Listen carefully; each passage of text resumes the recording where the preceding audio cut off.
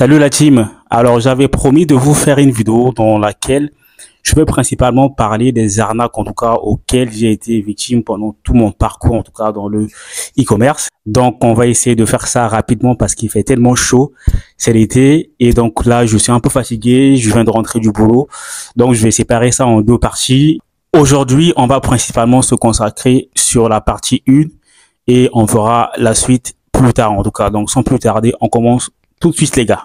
Donc la toute première arnaque en fait que je pourrais vous raconter, c'est en fait une promotion Instagram que j'avais avec une influenceuse, je me rappelle plus en tout cas de son nom, mais en tout cas c'était une influenceuse qui était sur Instagram. Elle avait, je pense à l'époque 200 ou 300 000 abonnés. Je vendais en fait un produit qui était un masseur anti-cellulite en tout cas et c'était un peu en tout cas à la mode à l'époque et donc j'avais décidé en tout cas de créer un site et de plutôt fonctionner avec les influenceurs en fait. Moi, j'aimais pas trop Facebook Ads parce que ça me cassait la tête en fait d'analyser tout ce qui est ad set et savoir en tout cas quelle créative mettre en avant. Donc j'optais plus en fait pour de marketing d'influence. Alors du coup pour la promotion en fait j'ai contacté l'influenceuse, on est tombé, je pense qu'elle avait même pas en fait de manager, je suis tombé directement sur elle-même en fait par mail.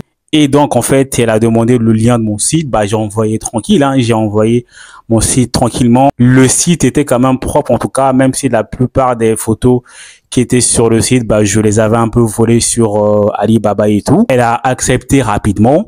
Et donc, on a établi un contrat. Et le contrat, c'était qu'elle fasse 3 stories sur Instagram. Et du coup, ça valait à peu près 300 € que je devais la payer. Et donc, on est parti comme ça. Je lui ai envoyé le produit par la poste. Même, en fait, je lui ai envoyé le produit physique. Elle a reçu le produit. Elle a fait les stories Instagram en avant. Elle m'a envoyé pour que je puisse valider, en tout cas, si tout ce qu'elle a dit dans la vidéo, si les arguments, en fait, qu'elle a donnés, en tout cas, dans la vidéo sont assez solides, en tout cas, et que c'est bien ce que moi, j'avais voulu qu'elle puisse dire en tout cas. Donc tout était ok en tout cas à ce niveau-là. Et arrivé au moment de poster les stories sur Instagram en fait, il n'y a pas de story alors qu'on s'était convenu qu'elle devait les poster aux alentours de 19 h parce que la plupart des gens en fait rentrent du boulot et donc ils sont à peu près en fait chez eux en train de scroller et donc il y a plus de probabilité que les personnes puissent tomber sur sa vidéo et ainsi voir la promotion Instagram et donc ça me fera plus de clients. 19 h, il n'y a pas de nouvelles de l'influenceuse. J'essaie de la relancer sur WhatsApp parce que on commence à échanger du coup sur WhatsApp. Pas de nouvelles toujours. 19 h 30, pas de nouvelles. 20 h, pas de nouvelles. Et 20 h 30, en fait, j'essaie de relancer l'appel pour l'appeler en tout cas pour voir qu'est-ce qui se passe en fait, pourquoi elle ne poste pas les stories qu'elle est censée poster en fait. J'ai pas de nouvelles. Ça sonne, ça répond pas. Et à un moment donné, en fait, il y a sa photo de profil qui n'apparaît plus. Donc, l'influenceuse, en fait, elle m'a littéralement bloqué. En fait, en gros. Parce qu'elle savait que, bah voilà, j'ai été un dropshipper débutant. Elle savait que je pouvais pas aller porter plainte en tout n'importe comment. Et donc, elle a décidé, en fait, de me bloquer et de prendre les 300 balles et se barrer avec, en fait. Je pouvais absolument rien faire, en fait. Parce que même si je partais porter plainte, en tout cas, si l'affaire devait aller loin, on devait vérifier les types de produits que je vendais. On devait savoir, en fait, que, bah, les produits, c'est des produits AliExpress et tout. Et donc, en fait, c'est moi qui devais être perdant dans l'histoire et voire même je devais payer des amendes à ce niveau-là.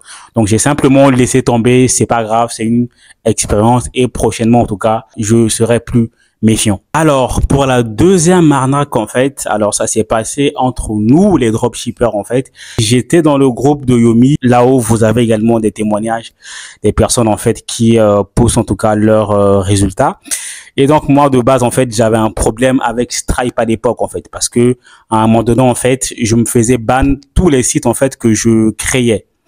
À un moment donné, je pense que pendant le Covid, en fait, Stripe a bloqué beaucoup de sites et donc il commençait en fait à mener la chasse aux sorcières à différents sites qu'il détectait tout de suite être du dropshipping en fait. Il fallait vraiment avoir un site qui est vraiment très pro.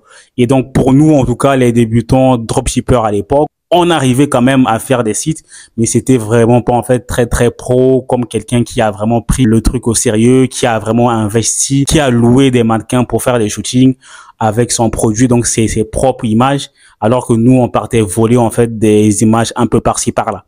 Et donc, en fait, à chaque fois que je créais un site et que j'essaie de connecter sur mon compte Stripe, ça marchait pas. Et donc, à un moment donné, en fait, il fallait que je trouve une solution. Et je me suis rendu compte, en fait, que tu pouvais acheter un compte Stripe. Et je suis tombé, en fait, sur quelqu'un dans le groupe de Yomi sur Facebook. On s'est convenu que pour le compte Stripe, que je lui verse, en fait, 500 balles. Donc, je lui ai dit, tu prends 300 balles. Après, les 200 balles là, je vais te donner ça plus tard. Parce que j'ai une promotion avec un influenceur. Et à l'époque, je pense que j'avais contacté Ilan CTO, en fait. Et du coup, en fait, on avait programmé une promotion Instagram. Je sais plus c'était quel produit, en fait, je me rappelle plus. Mais voilà, j'étais sûr, en fait, que ça allait marcher parce qu'en fait, il buzzait beaucoup à l'époque, à ce moment-là.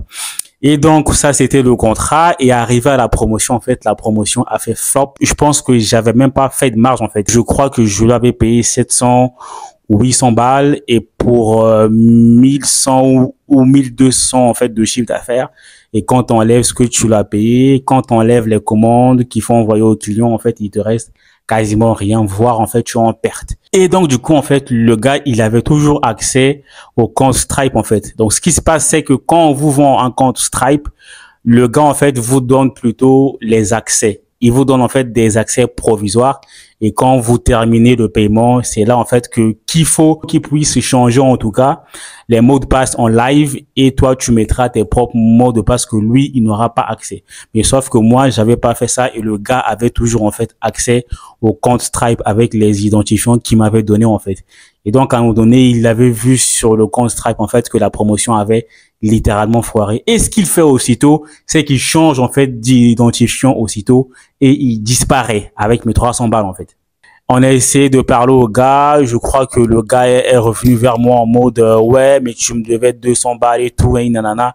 Je lui ai dit, écoute, donne-moi les 300 balles du moment où tu as déjà récupéré le compte Stripe et que tu as changé, en tout cas, les identifiants. Et moi, je n'ai même plus accès à ça, sachant que je viens de faire une promotion Instagram, en fait, et Stripe vous verse de l'argent quelques jours plus tard, en fait. Donc, je sais même plus comment est-ce que je vais pouvoir récupérer l'argent de ma promotion déjà pour payer les commandes, pour récupérer l'argent que j'ai payé à l'influenceur. Donc, en fait, le gars, il a disparu avec tout, en fait. Et donc, à un moment donné, je me suis retrouvé bloqué par rapport au budget. C'était pendant le Covid. On pouvait pas aller bosser pour rechercher du capital et tout. On était tous enfermés.